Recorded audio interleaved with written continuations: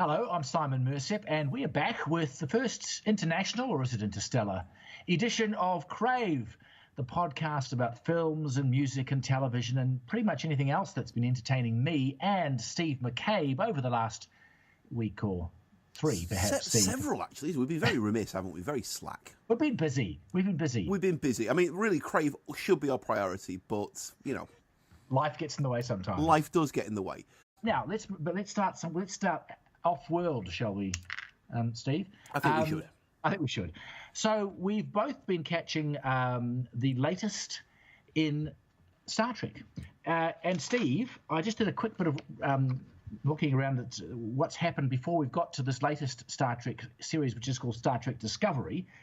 There have been 13 Star Trek movies so far. 13? 13. Wow. And Star Trek Discovery would be the 6th TV series. You put that all together. I think that's that sounds about right. Yeah. There's an animated series in there as well, which I'm not going to count. No. But I mean, that's a lot of Star Trek. But most of the time, I've enjoyed it. I think you've seen a lot of it. I've seen quite a lot of it. I've seen the most recent films. I've enjoyed this Star Trek Discovery so far. It's interesting. First of all, it's not on your mainstream TV. It's free to air. It's on Netflix. It's set, just to put a bit of context, it's set a few years before the James Kirk Mr. Spock series.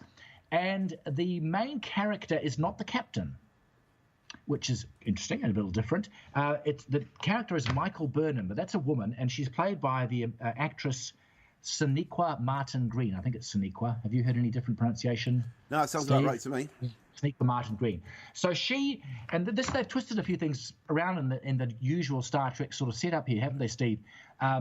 Michael Burnham, she plays a very talented, smart, resourceful Starfleet captain, not a captain yet. She wants to be a captain. Yes. Who is human but was raised in the Vulcan culture.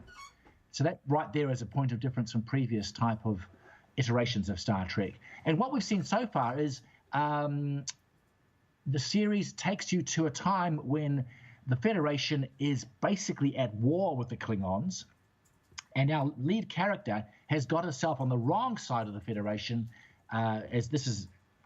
we've seen in the first 2 or 3 episodes, is basically officially seen as a bad guy, a mutineer, and is trying to recoup her reputation and her pride and her self-esteem by joining the Discovery. In fact, she's requisitioned to join the Discovery, isn't she, Steve? Well, she's kind of press ganged into it, really, isn't she? Yeah. So it's a different sort of setup. It is. I've seen 4 episodes. I think you've seen at least 3 so far, Steve. I've seen 3 so far. Yeah. Yeah, and I'm just interested in what you have to think, what you say about this, because I know you've got a lot of Star Trek episodes in the bank that you've seen before. What's your initial impression of all this? Well, I would specify from the outset, I am not a hardcore Trekkie. That's okay. We're not. I'm not claiming those credentials, but I have seen over the years a few of the series, yeah. and I've seen, obviously there's been a progression. You know, the first one obviously was groundbreaking in the way it did science fiction. Then there was The Next Generation, which was very bright and very primary colours and very optimistic, and very nearly every single character in The Next Generation could be mapped onto a character in the original series. You could see exactly what a continuity it was, what a continuation. Then came Deep Space Nine. That's one I haven't seen, but you quite like that one, don't you? I'm of the opinion that's the best series they've done so far, okay. Although we're reserving judgment until we see more of Discovery, obviously. Yeah. But Deep Space Nine was the first time when we didn't have every single Starship crew member wearing a white hat. Right. Suddenly there was conflict, and there was light and shade, and there were characters who were morally ambiguous, and there were characters who weren't defined simply as being Federation officers who were going to come in peace and not shoot to kill and all the rest. Yes. So then we had very conflicted characters who had their own internal motivations. We also incidentally had the worst actor ever to appear in a Star Trek series. Oh, who was that? I actually can't even remember the character, the actor's name. The character was Benjamin Sisko, the captain in that series. Oh, okay. One of the most wooden actors I have ever had the misfortune to see on Star Trek. Okay. So anyway, So that's why it was good. It was good in spite of that. In spite of that, that's how good the rest of the series was. I mean, even one of the actors. Now, at the time, he was Alexander Siddig. He was going by at the time. He's since shown up in Game of Thrones. Oh, okay. So that gives you an idea of the acting caliber.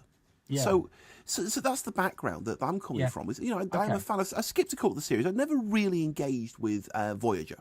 No, neither did I. Or Enterprise that much, I have to say. No, they tried really hard, didn't they? Yeah. I have it just quickly before we get back to Discovery. What have you? I've quite enjoyed the 3 movies, that the most recent ones that have are retelling the early years of Kirk and Spock, especially the first one. I thought the first one was a really good hoot, and they captured the spirit of it really well. Oh, these are the Chris Pine films, aren't they? The Chris Pine films, yeah. So we're dancing all over the universe, getting away from Discovery, but it's all relevant to a new series which is trying to, I guess.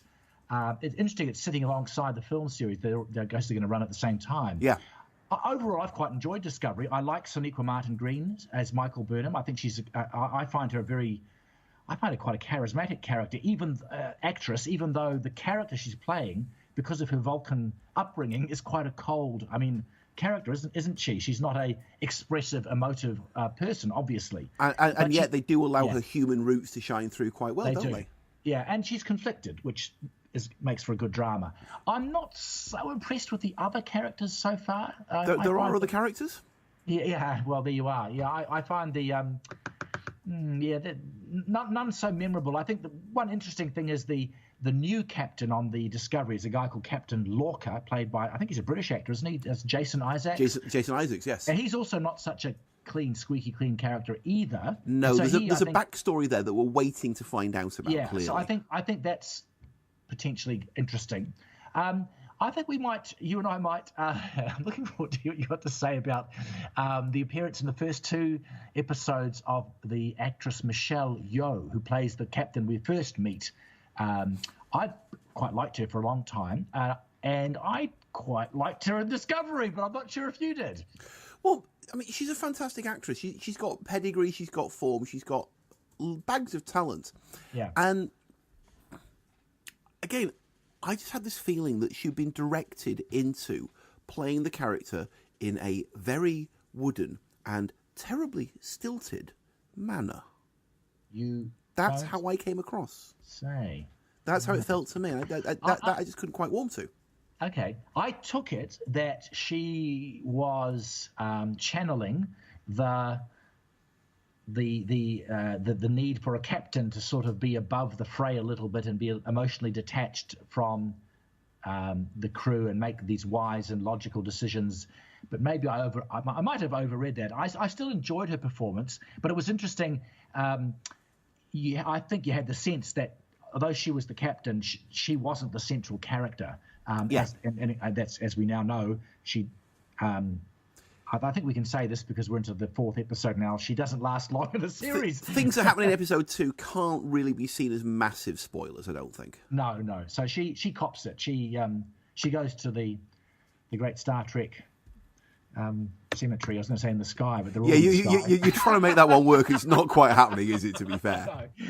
But I certainly think the fact that the Captain Lorca, the new captain, and Michael Burnham, played by Sonequa Martin-Green, are both, not as you said. What do you say before, Steve? Lily White or White? Well, they were all wearing the white hats, weren't they? Yeah. Well, these guys aren't. I think that makes it more interesting, and it's a very well produced series. It looks good. And it's a little different in that it's an out and out conflict with the Klingons, not dancing around diplomacy very much here. It's basically war, which is a bit different than the usual Star Trek setting, perhaps. So I think it's got enough there to keep me watching for a bit longer.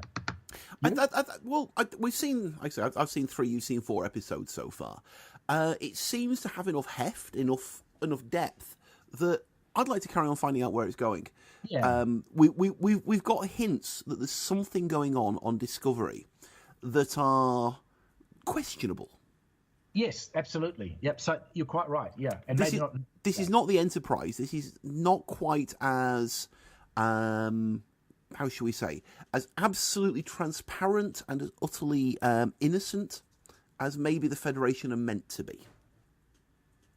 Yes, I think that's well summed up. So if you have been a Star Trek fan, even a moderate one, I think there's enough here and enough different from previous versions to warrant a look. And it's on Netflix right now. They're up to the 4th episode, but of course, being Netflix, you can watch it anytime you want.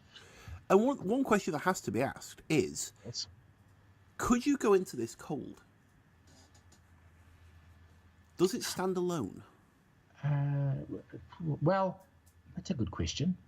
I guess Star Trek seems to have been in our cultural universe for so long, it's hard to imagine people who've got no knowledge of it. But if you had no knowledge of it, probably you could. It's just another sci-fi adventure, I suppose. Yeah, you don't need to be a hardcore Trekkie here, do you? No, I don't think you do. I don't think you do.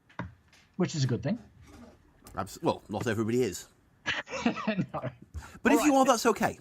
Yes. We don't judge here on Crave. No, we don't.